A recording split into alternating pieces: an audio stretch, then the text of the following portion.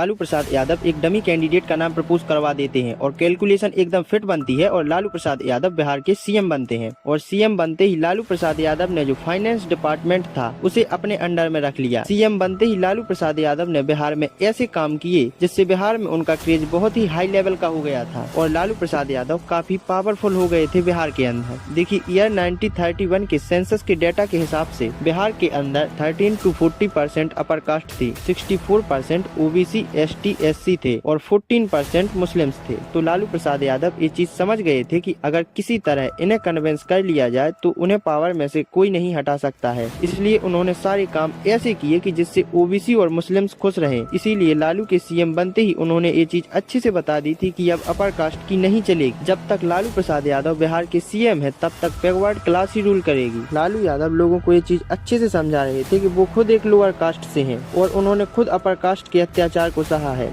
इसलिए वो सीएम बनने के काफी टाइम बाद तक सीएम हाउस में नहीं गए। उनके भाई जो वेटनरी कॉलेज में एक रूम में रह रहे थे वहीं से गवर्नमेंट चलाते थे। सीएम हाउस को गौशाला बना दिया था।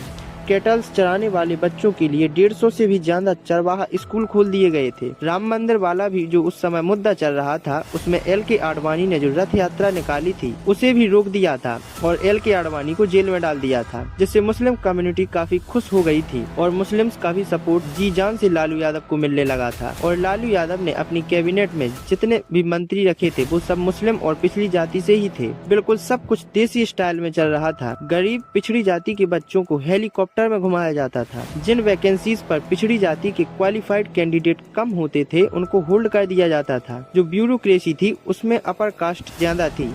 आईएएस पीसीएस की जो हायरिंग थी उसमें लालू यादव ज्यादा कुछ नहीं कर पा रहे थे। आईएएस ऑफिसर केवल नाम के ऑफिसर रह गए थे। आईएएस ऑफिसर से खैनी बनवाने से लेकर पान की पीक के लिए पानदान तक उठवाए गए। हाल ये हो गया था कि केवल एक साल में 384 आईएएस ऑफिसर्स में से 144 ने सेंटर में ट्रांसफर के लिए रिक्वेस्ट डाल दी थी। इस टाइम लोअर कास्ट खुलकर अपर कास्ट के सामने खड़ी हो गई थी। उस समय लालू की पॉपुलैरिटी इतनी ज्यादा बढ़ गई थी कि लालू को कृष्ण भगवान से कंपेयर करने लगे थे। और इसका इम्पैक्ट ऐसा हुआ था कि 1991 में जो लोकसभा इलेक्शन हुए थे बिहार में उसमें जनता दल को 54 में से 32 सीट्स पर जीत मिली थी। बिहार के अंदर इस टाइम पर किडनैपिंग इकोनॉमी जो थी वो काफी ज्यादा बढ़ गई थी।